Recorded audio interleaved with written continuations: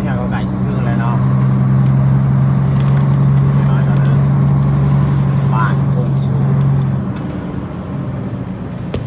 เขียนมีพอครับมาหอเลยนอหอเลยอยู่กลางบ้านเลยเนาะทำครับ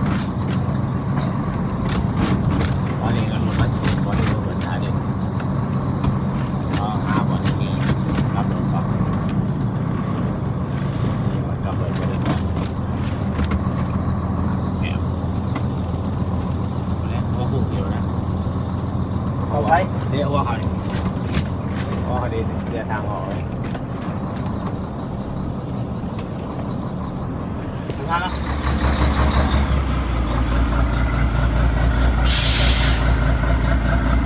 นี่แล้วเราจะเริ่มเนาะ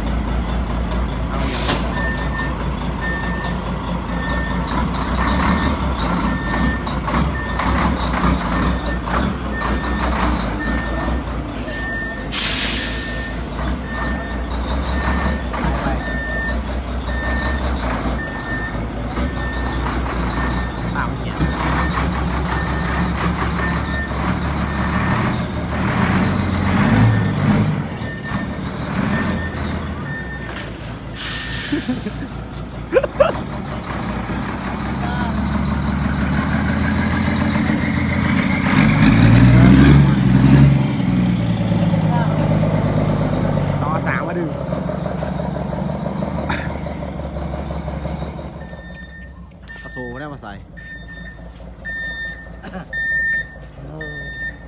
ถ่ายคลิปนี้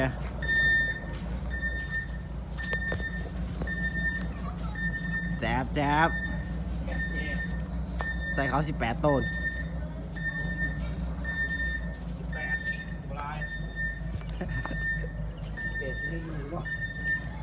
ซูเปอร์ได้ดาวซูเปอร์ได้ดาวดีค่ะ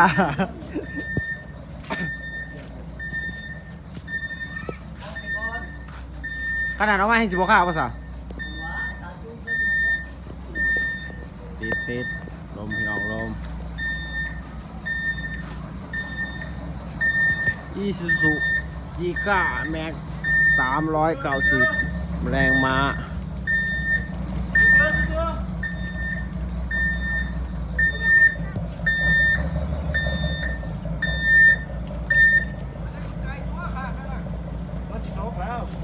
อ๋อยังอยู่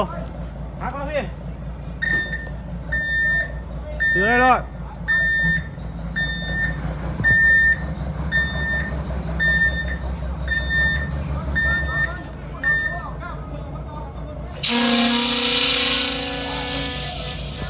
โอ้ยาวต่อโซ่แล้ว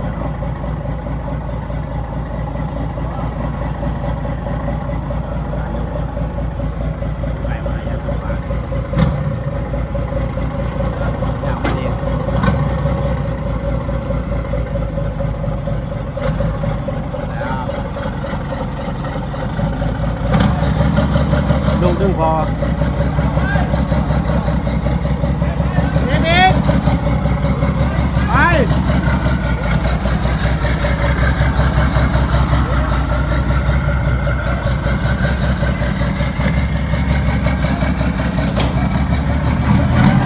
เอาไหมครับ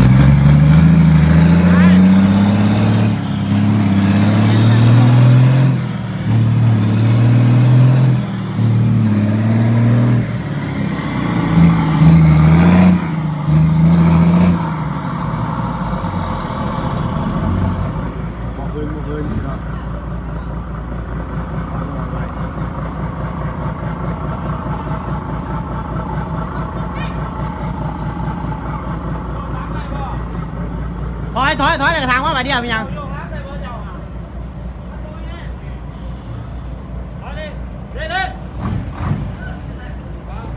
โยกมาหนึ่งถอยก่อน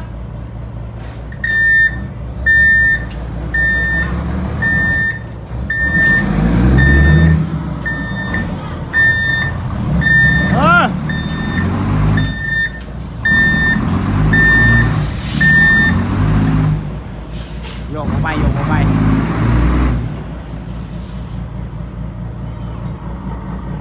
แจ๋ว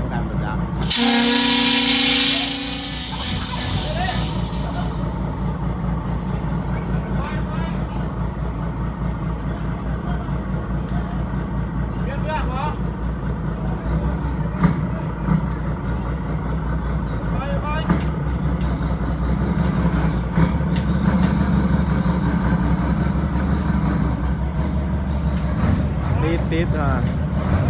ไป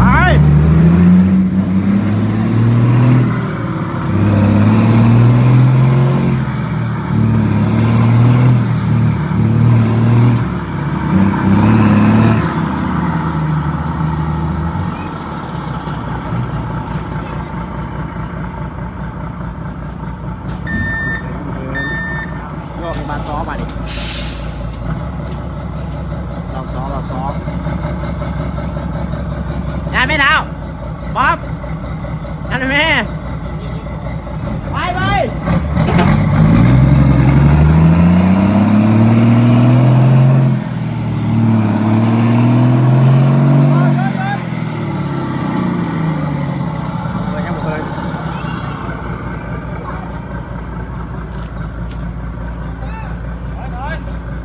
อีก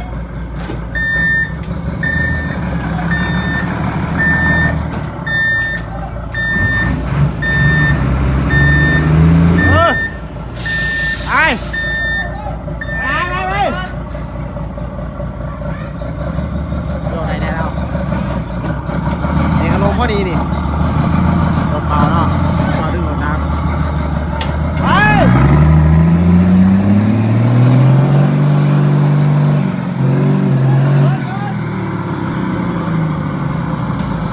ถอย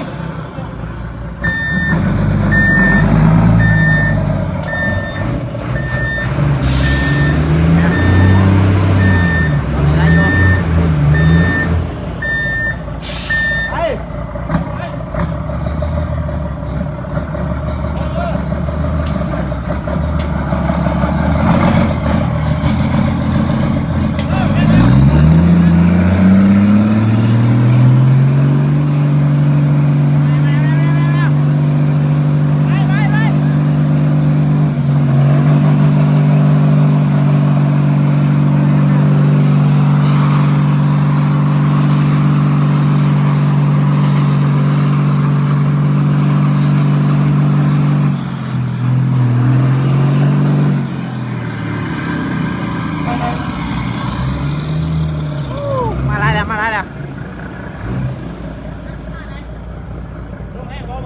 แม่งถูกแล้ว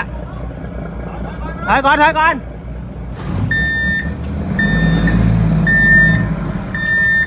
อีกได้อยู่น้อง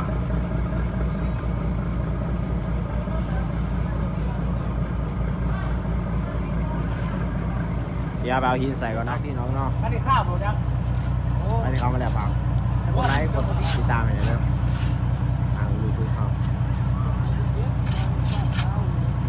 3901390ยูทูบใน360กำลัง360อย่าง3882หาแห้งหน่อยกว่านี้ผู้ว่าสิเป็นวัตถุบ่อใส่แจกตัวพี่ประจำรอพี่ใส่แห้งด้วยยาง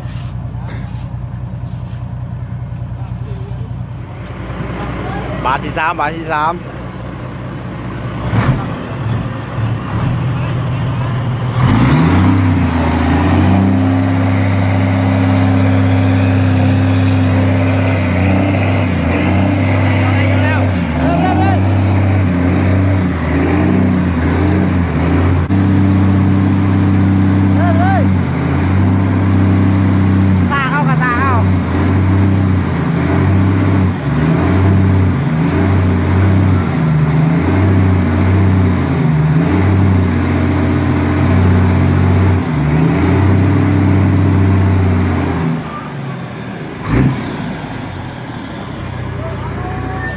บ่ขึ้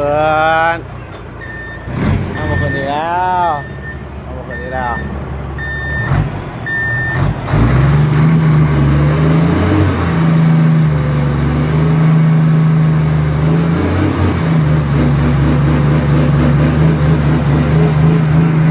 ต่างรักใหม่เนาะไปน้องเนาะแล้วก็ต่างรักใหม่เอ้า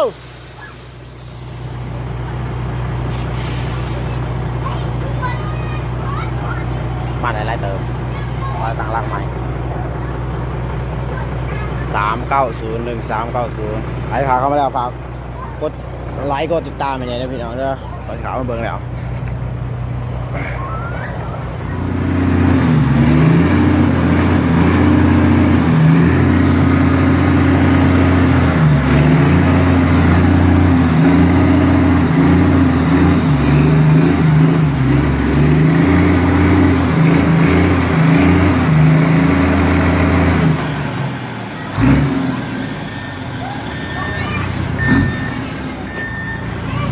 ดอกไม้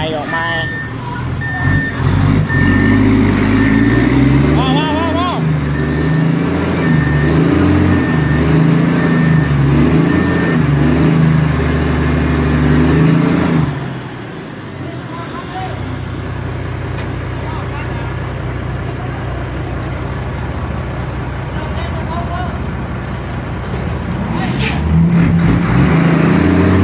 าว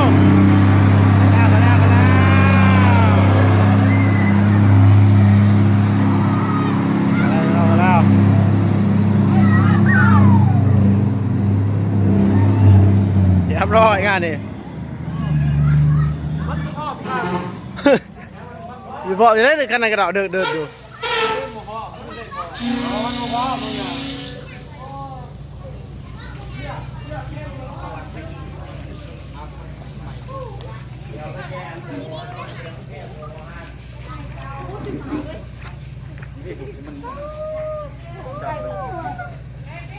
หมื่นเนาะ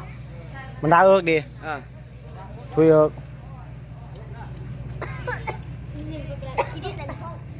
ขนาดแห้งแจ๊บ360ขนาดขนาดแห้งไปแล้วเรียบร้อยพี่น้อง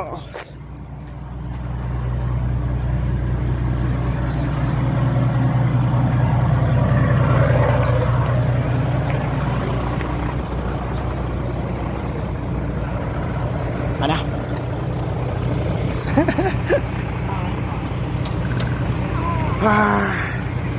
ฮัลโหลมูตัดออก อยู่อ่ะ4 เทื่อจังคืน